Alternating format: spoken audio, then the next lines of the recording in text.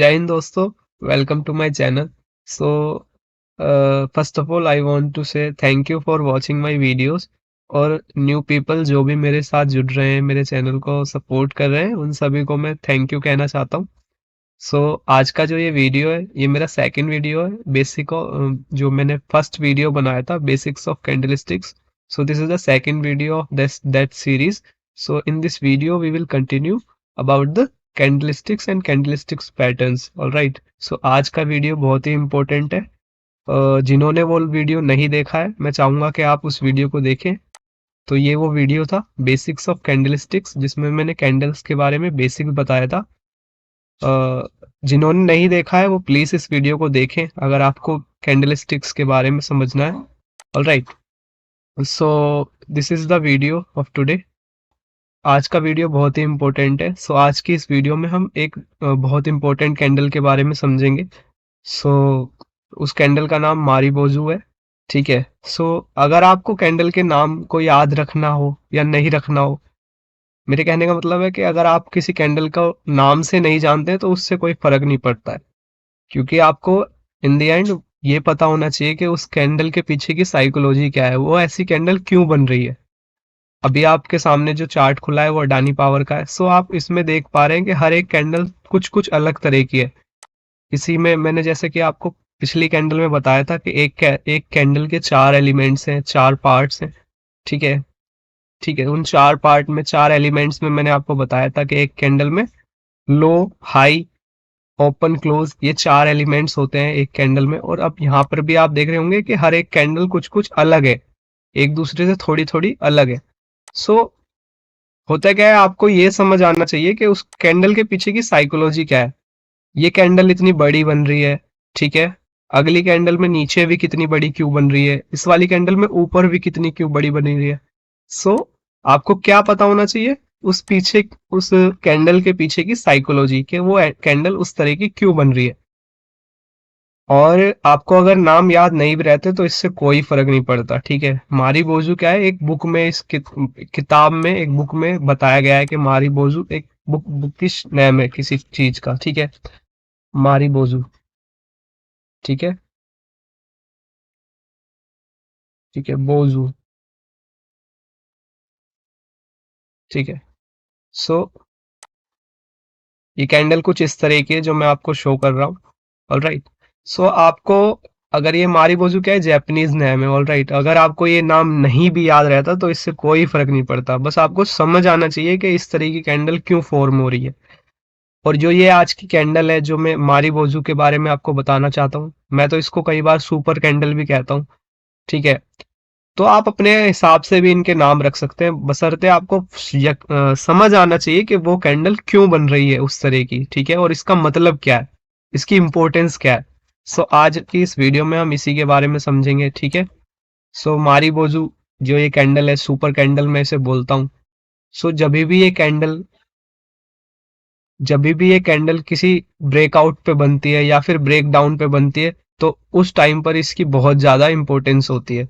Alright, सो ये क्या है, एक ट्रेंड को कंटिन्यूएशन का हमको शो करती है, ट्रेंड कंटिन्यूएशन को शो करती है कि कोई ट्रेंड कंटिन्यूएशन में है। यानी कि अगर कोई स्टॉक ऊपर जाया जा रहा है और उसमें एक मारी बोजू कैंडल बनती है या फिर ब्रेकआउट होता है, तो ये शो करता है कि उस कैंडल में क्या है, बायर्स स्ट्रांग है।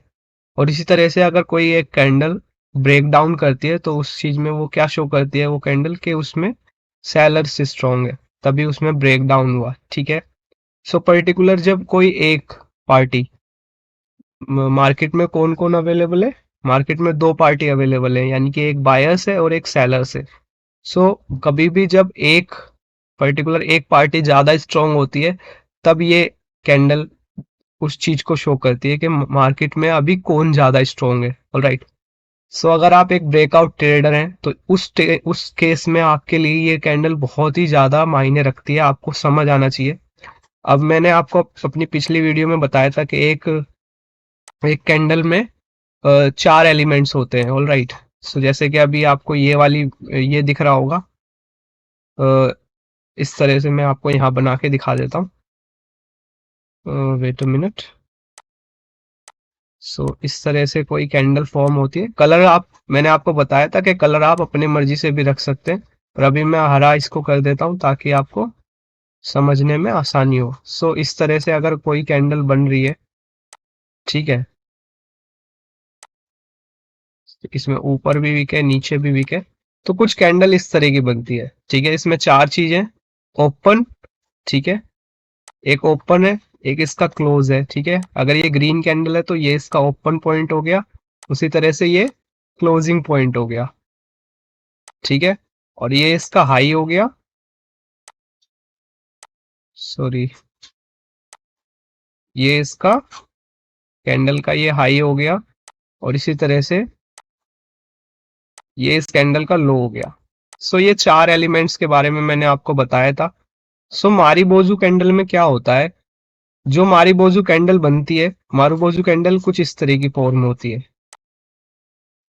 ठीक है। अगर ये ग्रीन मारीबोजू है तो, और अगर ये रेड बुलिश है, ओ सॉरी बेरिश है, तो ये कुछ इस तरह की रेड कैंडल इस तरह से फॉर्म होगी। सो इस कैंडल में और इस कैंडल में आपको क्या डिफरेंस दिख रहा है कि इस कैंडल में विक नहीं है। सो होता क्या है, कोई कैंडल क्या करती है, ओपन होती है, सो उसका ओपन प्राइस हो जाता है कुछ, ऑलराइट। उसी तरीके से उसी तरह से ओपन प्राइस हो जाता है, क्लोज होती है तो क्लोजिंग प्राइस हो जाता है, हाई लगाती है तो हाई प्राइस हो जाता है, और इसी तरह से लो प्राइस हो जाता है। बट मारीबोजू कैंडल में क्या होता है कि जब मारीबोजू कैंडल या सुपर कैंडल से आप कह लो, जब ये ओपन होती है तो जो इसका ओपन प्राइस होता है वही इसका लोएस्ट प्राइस भी होता है। यानी कि जहां पर कोई कैंडल ओपन हुई, सपोज इस पॉइंट पे आपको दिख रहा है यहां पर ये कैंडल ओपन हुई, सो प्राइस क्या है, इससे नीचे नहीं गया। जो इसका ये लो पॉइंट था, प्राइस यहीं तक ही गया और इससे नीचे नहीं गया। क्योंकि अगर प्राइस नीचे नहीं गया तो इसलिए क्या है, इस कैंडल में विक भी फॉर्मेशन नहीं हुई है। विक कब बनती है, जब कैंडल जहां ओपन हुई है प्राइस उससे भी नीचे चला जाए। सपोज 200 रुपए पे 200 रुपए पे कोई प्राइस ओपन हुआ है, किसी सुबह कोई स्टॉक 200 रुपए पे ओपन हुआ है, और उसके बाद क्या होता है, वो स्टॉक 200 रुपए से नीचे उतर जाता है, यानी कि 198 रुपए हो सकता है, 195 रुपए हो सकता है। सो प्राइस क्या हुआ, 200 रुपए से नीचे आया। सो इन दैट केस वो उस कैंडल का लो फॉर्म करेगा। और उसी तरह से मार्केट क्लोज जहां हो रही है, अगर प्राइस उससे ऊपर गया है पहले और बाद में प्राइस सपोज 210 रुपए तक गया, लेकिन क्लोजिंग जो है प्राइस ने 208 रुपए पे दी, सो उस केस में क्या होगा, एक ऊपर भी उसकी अपर विक भी बन जाएगी, ठीक है। ऊपर नीचे क्या होगा, विक फॉर्मेशन हो जाएगी यहां पर भी और यहां पर भी। बट मारीबोजू के केस में क्या है, जो इस कैंडल का ओपन प्राइस होता है वही इसका लोएस्ट प्राइस होता है, यानी कि प्राइस ओपन प्राइस से नीचे नहीं जाता। और इसका जो क्लोजेस्ट प्राइस होता है, जहां पे मार्केट क्लोज हो रही है, उस वही इसका हाईएस्ट प्राइस भी होता है। यानी कि प्राइस जहां पर क्लोज हो रहा है वो उसका हाईएस्ट है, प्राइस हाई पे जाके नीचे नहीं आ रहा है। यानी कि अगर प्राइस 200 रुपए पे ओपन हुआ था और 210 रुपए तक गया था, सो प्राइस 210 से नीचे नहीं आया, प्राइस ने 210 रुपए पे ही क्लोजिंग दे दी। सो ये क्या सेंटिमेंट शो कर रहा है, क्या साइकोलॉजी शो कर रहा है। सो इसके लिए जो इसके पीछे की जो साइकोलॉजी है, जो इंपॉर्टेंस है, वो ये है कि अगर वो ग्रीन मारूबोजू है यानी ग्रीन बुलिश कैंडल है, तो इसका मतलब क्या है कि उस कैंडल में उस दिन उस स्टॉक में कोई पर्टिकुलर एक पार्टी क्या है, स्ट्रांग है, यानी कि बायर्स उसमें स्ट्रांग है, क्योंकि वो ग्रीन है, ग्रीन बुलिश है, ठीक है ना। ग्रीन मारीबोजू है तो उसमें क्या है, बायर्स स्ट्रांग है। इसलिए क्या हुआ, प्राइस जहां ओपन हुआ था प्राइस उससे नीचे नहीं आ पाया, ऑलराइट। सेलर ने कोशिश भी नहीं की प्राइस इस पॉइंट से नीचे लाने की। और जब मार्केट ऊपर जाती गई, ठीक है, प्राइस बढ़ता गया, तो एक समय पर मार्केट ने एक क्लोजिंग प्राइस दिया, लेकिन प्राइस उस क्लोजिंग प्राइस से नीचे नहीं आया, क्योंकि उस दिन उस समय उसमें उस स्टॉक में क्या है, बायर्स इतने स्ट्रांग थे कि प्राइस को उन्होंने नीचे नहीं आने दिया। सेम इसका उल्टा है, अगर वो रेड कैंडल है, ठीक है, रेड मारूबोजू कैंडल है, तो उस केस में क्या होता है, बिल्कुल इसका उल्टा हो जाता है कि उस स्टॉक में क्या है, सेलर्स स्ट्रांग है, कि सेलर्स में क्या हुआ कि यहां पर वो कैंडल ओपन हुई और प्राइस नीचे गिरता चला गया और आखिर में क्लोज हो गया। यानी कि उस दिन कौन पावर में है, सेलर्स पावर में है, इसी वजह से प्राइस को वो ऊपर नहीं ला पाए। सेलर्स ने प्राइस की जो क्लोजिंग है वो नीचे करवाई। All right. और जहां पर वो प्राइस ओपन हुआ था, बायर्स उस प्राइस को एक बार भी ऊपर नहीं ले जा पाए। सेलर इतने ज्यादा स्ट्रॉन्ग थे, इतने ज्यादा एग्रेसिव थे कि जहां पर प्राइस ओपन हुआ उसके बाद कंटिन्यूअसली उस स्टॉक में फॉल आने लगा, और वो स्टॉक एक पर्टिकुलर प्राइस पे जाके क्लोज हो गया, और प्राइस ने मतलब क्लोजिंग प्राइस से ऊपर नहीं गया एक बार भी। अगर प्राइस नीचे जाके फिर ऊपर चला जाता तो वो समथिंग लाइक विक बन जाती है एक कैंडल में, समझ रहे? अगर प्राइस किसी कैंडल में कुछ इस तरह से नीचे जाता है प्राइस और फिर वो ऊपर चला जाता है, तो कैंडल में क्या होगा, एक नीचे में विक बन जाएगी, नीचे इस तरह से कोई विक बन जाएगी। यानी कि क्या, सेलर ने कोशिश की थी प्राइस को नीचे ले जाने की, यहां तक लेके आए, लेकिन बायर स्ट्रांग थे इसलिए वो प्राइस को ऊपर ले गए। बट रेड मारी बोजू के केस में क्या हो रहा है, प्राइस को वापस ऊपर नहीं ले जाया जा रहा है, वहीं पर क्लोजिंग हो जा रही है, जो कि एक क्लियर इंडिकेशन दे रहा है कि उस दिन उस स्टॉक में सेलर्स एग्रेसिव है। सो मैंने आपको इन दोनों कैंडल के पीछे की जो साइकोलॉजी है वो समझाई। मैं आशा करता हूँ आपको समझ आई होगी। अगर आपको नहीं समझ आई है तो आप इसको वीडियो को दोबारा देखें, और फिर भी समझ नहीं आई है तो आप कमेंट करें, मैं इसके ऊपर फिर से एक वीडियो बना दूंगा कि आपको ये समझ आए, ठीक है? इस कैंडल की साइकोलॉजी जो भी, अगर आपको कुछ भी समझ ना आया हो, ठीक है? अगर आप यहाँ पर देखेंगे तो यहाँ पर भी दिख रहा है, मैंने आपको 4 एलिमेंट्स के बारे में बताया था। एक कैंडल के 4 एलिमेंट्स है, ओपन, लो और क्लोज और हाई।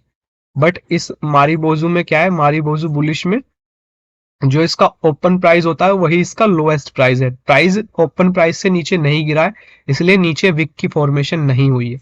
सपोज करो ऊपर भी सेम ऐसा ही है कि प्राइस ऊपर जाने के बाद मान लो एक पर्टिकुलर लिमिट पर जाकर उस प्राइस से नीचे नहीं गिरा है, मार्केट ने क्लोजिंग उसी पॉइंट पे दे दी जहां तक उसने हाई लगाया था।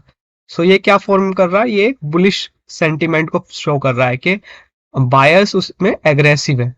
सेम उल्टा इसका मारिबोजू बेरिश केस में सेलर्स सेलर्स क्या है, एग्रेसिव है, इसलिए प्राइस, सेलर्स क्या है, एग्रेसिव है, और सेलर एग्रेसिव थे तो स्टॉक में क्या हुआ, एक प्राइस पर्टिकुलर पॉइंट से नीचे गिरता गया और वहीं पर उसने क्लोजिंग दे दी, इसलिए जो इसका ओपन था वो इसका हाईएस्ट प्राइस भी था, और जो इसका क्लोजिंग प्राइस था वो इसका लोएस्ट प्राइस था। सो ये मैंने आपको दोनों कैंडल बना दी। अब मैं आपको इसको चार्ट में दिखाता हूँ कि ये जो कैंडल है किस वक्त सबसे ज्यादा इंपॉर्टेंस रखती है जब ये किसी चार्ट में फॉर्म हो रही है। कब आपको देखना है कि मारीबोजू कहाँ पर देखनी है, आपको किस तरह से चार्ट में इसको फॉलो करना है, ठीक है? हम देखते हैं चार्ट में। सो ये अडानी अडानी पावर का चार्ट है जो आपके सामने अभी लगा हुआ है, ठीक है? तो इसमें चार्ट में मैं आपको दिखाता हूँ, एक मिनट।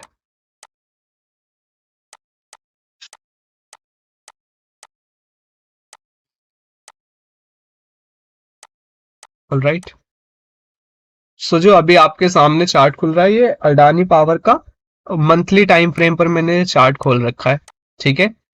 जो ये चीज मैं आपको बताऊंगा ये मैं वीकली और मंथली टाइम फ्रेम पे आपको दिखा रहा हूँ, बट ये सेम फॉलो होता है अगर आप लोअर टाइम फ्रेम में देख रहे हैं, ठीक है?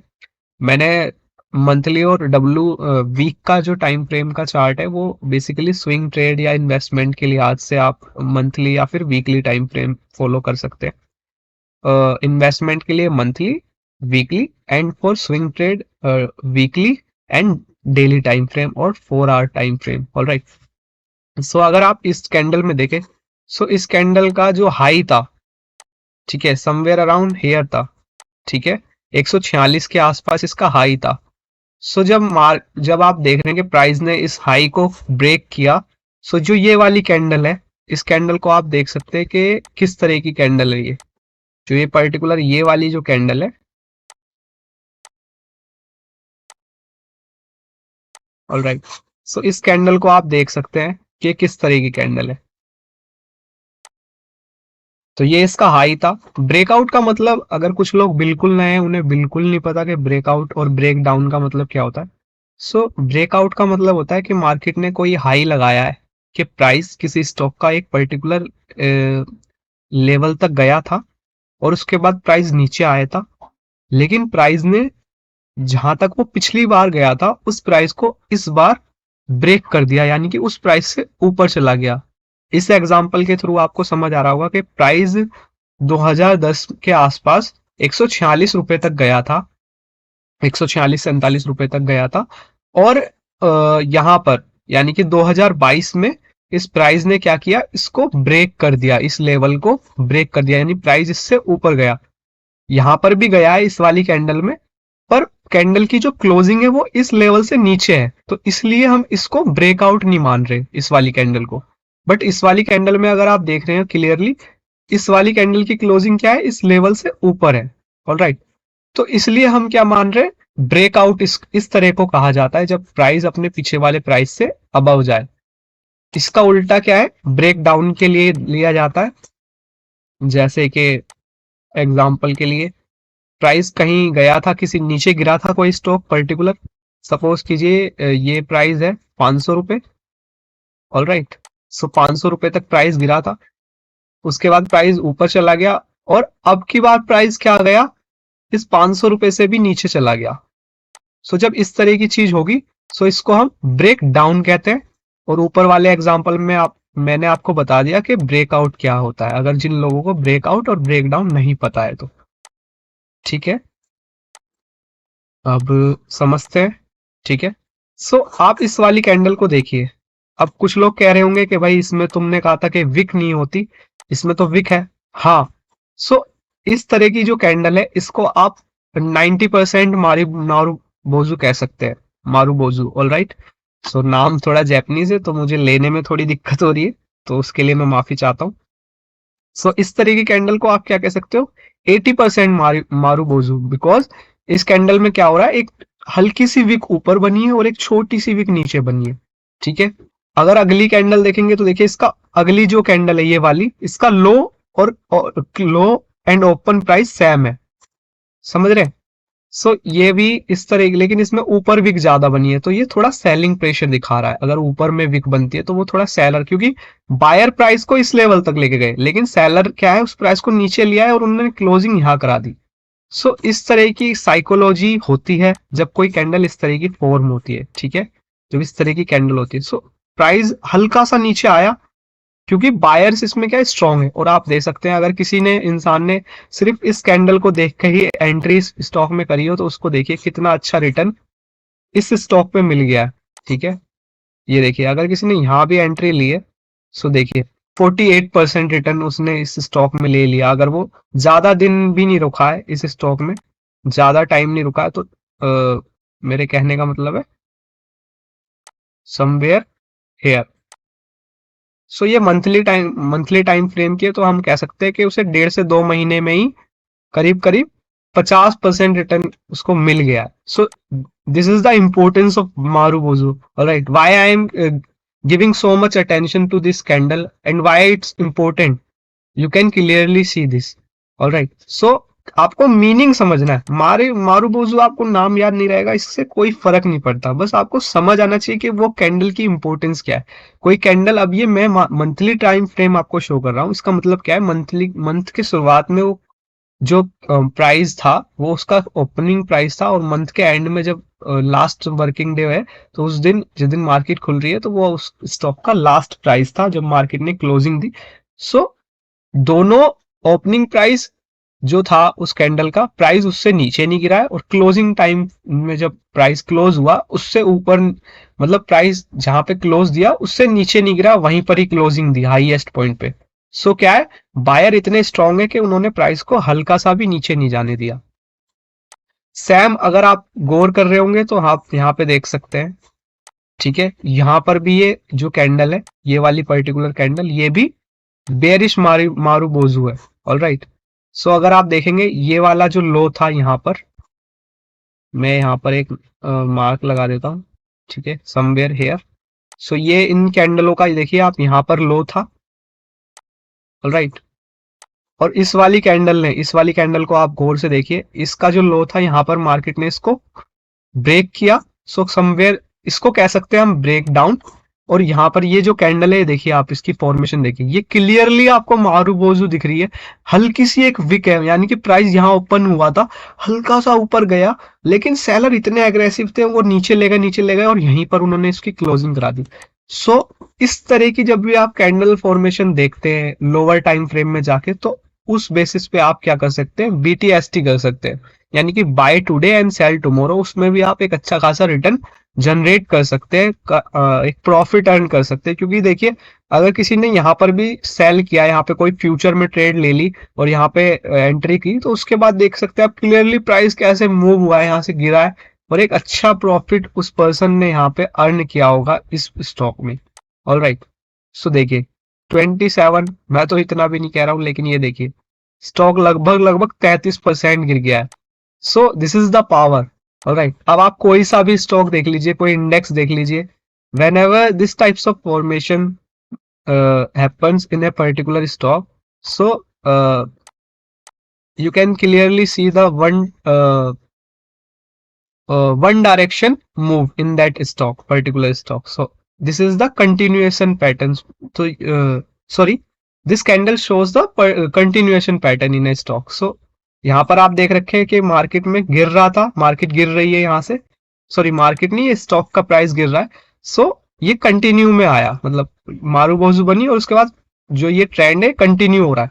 उसी तरह से अगर पॉजिटिव मारूबोजू बन रही है, यानी कि बुलिश मारूबोजू बन रही है, सुपर कैंडल बन रही है, तो वहां से भी प्राइस क्या कंटिन्यू हो रहा है। सो ये इस तरह की चीज शो करती है। अब मैं आपको कुछ और एग्जांपल शो कर देता हूँ। एग्जांपल लेते हैं टाटा पावर। तो ये टाटा पावर का स्टॉक है, इसमें आप देखिए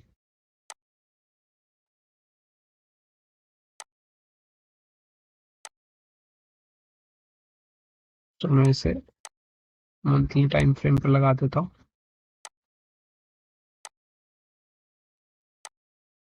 तो यहाँ पर आप देख सकते हैं, ठीक है, इस कैंडल को देख सकते हैं आप। ऑलराइट, सो अगर आप यहाँ पर एक हॉरिजॉन्टल लाइन खींचेंगे, सो ये हाई है समवेयर हेयर एंड हेयर। सो आप देख सकते हैं इस कैंडल को, ठीक है, ये भी समथिंग लाइक मारूबोजू है, ठीक है, इसे आप 99% कह सकते हैं, क्योंकि एक छोटी सी विक है ऊपर और प्राइस किस तरह से कंटिन्यू किया है, ठीक है। आप और कोई एग्जांपल ले सकते हैं, जैसे HDFC बैंक, इसका एग्जांपल ले सकते हैं आप।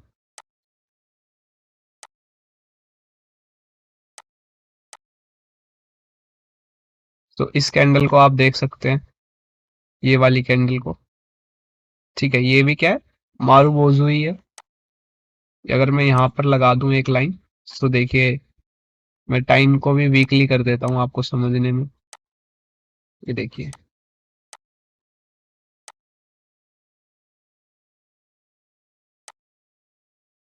तो क्या है, वीकली में ये इतना अच्छे से शो नहीं हो रहा, लेकिन मैं आपको मंथ में ही शो करता हूँ।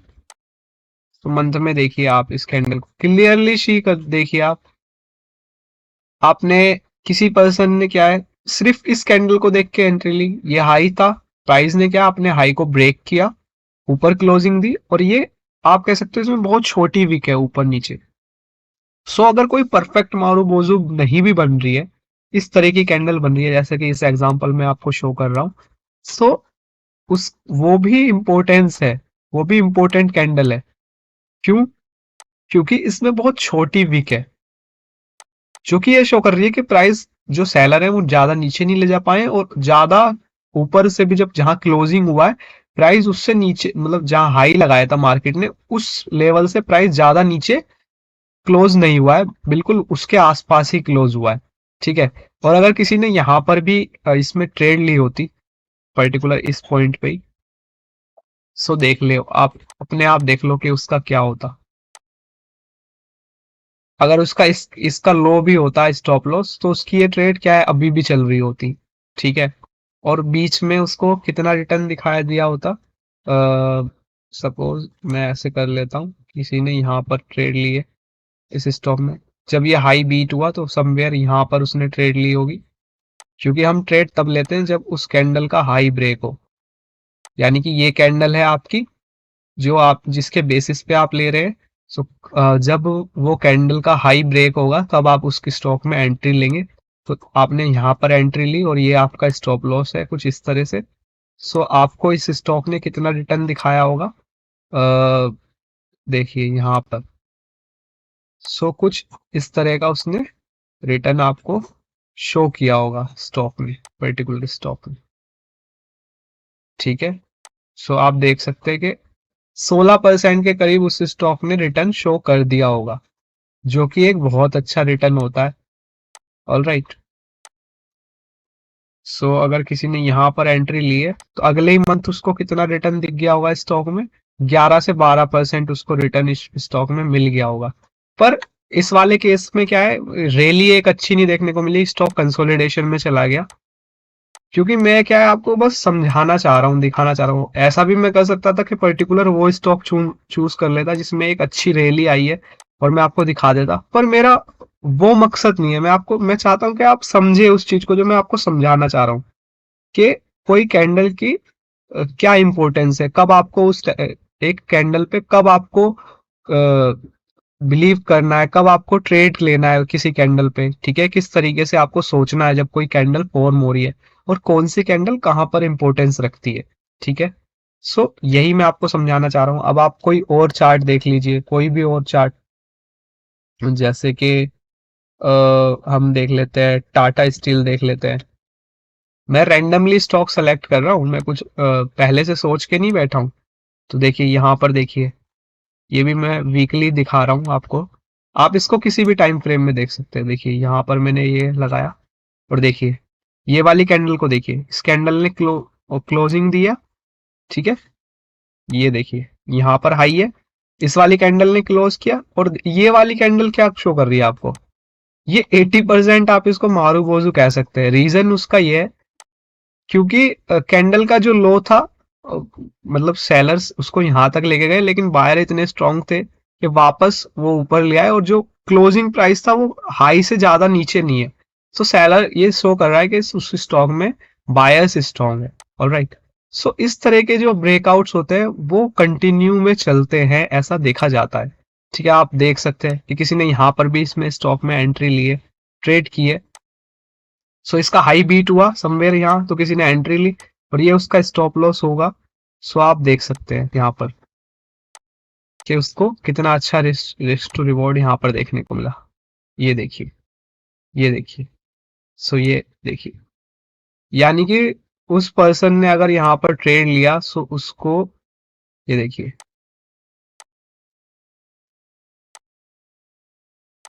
84% रिटर्न।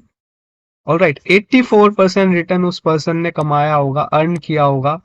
और कितने टाइम में? सो यहाँ पर उसने एंट्री ली है और यहाँ उसकी एग्जिट, मतलब हाई पे नहीं कह सकते, हम मान लेते हैं कि यहाँ कहीं उसने एग्जिट कर दिया, तो भी 123 दिन में 77% return. Can you believe this? और रिस्क टू रिवॉर्ड भी अगर आप देखेंगे तो ये 1:5 का रिस्क टू रिवॉर्ड है। यानी कि अगर उसका 1 रुपया इस ट्रेड में जा रहा था तो उसने 4 रुपए इस पे अर्न किए हैं। So this this is the thing which I want to tell you, कि हाँ किस तरीके से आपको इसका यूज करना है। और अगर आप वॉल्यूम्स का भी यूज करते हैं तो आप क्लियरली सी यहाँ पे देख सकते हैं कि किस तरीके से वॉल्यूम भी यहाँ पर बढ़ रही है। ठीक है, आप वीकली टाइम फ्रेम में चले जाइए, उस चीज को डेली टाइम फ्रेम में भी आप देख सकते हैं। ठीक है, जहां पर भी ये ब्रेकआउट ब्रेक डाउन आता है, सो वहां पर ये किस तरीके से इंपॉर्टेंस रखती है। ठीक है, ये वाली कैंडल को आप देखिए। ठीक है, ये वाली जो कैंडल है ये भी समथिंग लाइक मारू बोजू है। ठीक है, बट आपको कहां पर ये देखना है, जैसे ये लो था, यहाँ पर अगर वो कैंडल बन रही है तब आपको उस पर काम करना है। मारू बोजू कोई लो ब्रेक होता है, कोई हाई ब्रेक होता है, तब आपके लिए वो क्या है, इंपॉर्टेंस रखती है वो चीज। ठीक है। सो यही मैं आपको अपनी इस वीडियो से बताना चाहता हूँ। मैं आपको कुछ और एग्जांपल भी दे सकता हूँ, जैसे Tata Motors, Tata power, sorry, TVS. Alright, TVS ये स्टॉक तो मैंने शेयर भी किया था। ठीक है, लेकिन मेरे ध्यान नहीं है कि इसमें, हाँ देखिए ये वाली कैंडल को देखिए आप। तो ये इसका हाई है स्टॉक का, somewhere around hair. Alright, so here ये देख सकते हैं आप, इसकी कैंडल की जो क्लोजिंग है वो इससे ऊपर ही है। सो ये भी क्या है, एक स्ट्रॉन्ग कैंडल है, इसको आप 80% मारुबोजू कह सकते हैं। ठीक है, सो अगर आप इसको ज्यादा बड़े टाइम फ्रेम में देखेंगे तो ज्यादा अच्छा रहेगा। ठीक है, लेकिन ये फॉर्म होती है हर टाइम फ्रेम में। ठीक है, यहाँ पर देखिए आप मंथली टाइम फ्रेम में, क्योंकि क्या जैसे जैसे आप टाइम फ्रेम बढ़ाते हैं ना तो नॉइज खत्म हो जाता है और आपको वो चार्ट एकदम प्योरली दिखता है, प्योरली समझ आता है कि उसमें चल क्या रहा है। क्योंकि अभी आपने देखा मैंने वीकली टाइम फ्रेम में इसको लगा रखा था, I think weekly time frame था। हाँ, वीकली टाइम फ्रेम था। तो यहाँ पर क्या है, एक हमें ज्यादा कंफर्मेशन नहीं मिल रहा क्योंकि प्राइस ने रेजिस्टेंस के जस्ट हल्का सा ऊपर क्लोजिंग दी है। बट जैसे ही आप इसको मंथली टाइम फ्रेम में लेके जाते हैं तो आपको क्लियर इंडिकेशन मिल गया कि भाई प्राइस ने हमारे रेजिस्टेंस को ब्रेक कर दिया, उसके ऊपर क्लोजिंग दी है।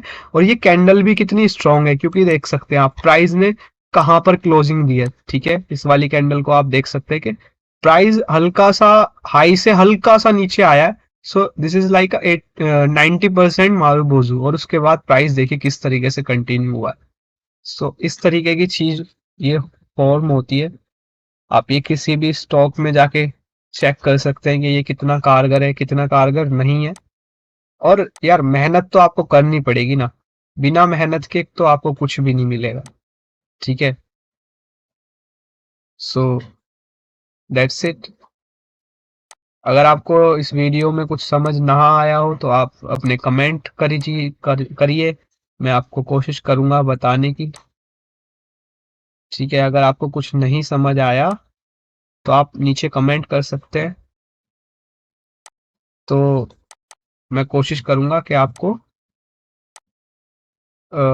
आपके कमेंट्स का रिप्लाई करूं और आपको जो समझ नहीं आया है वो आपको समझाऊं। ठीक है, यहाँ पर भी देख सकते हैं आप।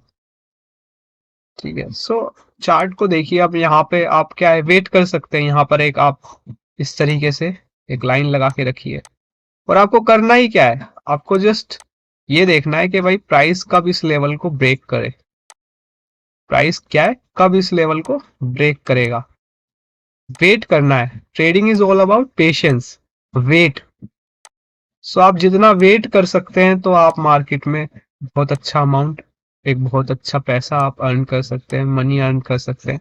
सो अब ये आपका हाई है, वेट कीजिए। देखिए प्राइस कितनी अच्छी तरीके से, प्राइस ने नीचे गया फिर ऊपर गया, पुल बैक दिया। अभी प्राइस क्या है, ब्रेकआउट यहाँ से दे सकता है, वॉल्यूम इस स्टॉक में इंक्रीज हो रहे हैं। जैसे प्राइस को ब्रेक करता है, if that candle is marubozu super candle, then you can enter in that stock and this can be a good opportunity for you as a swing trade. All right, so that's it for today's video. Thank you for watching my video. Jai Hind, Jai Bharat.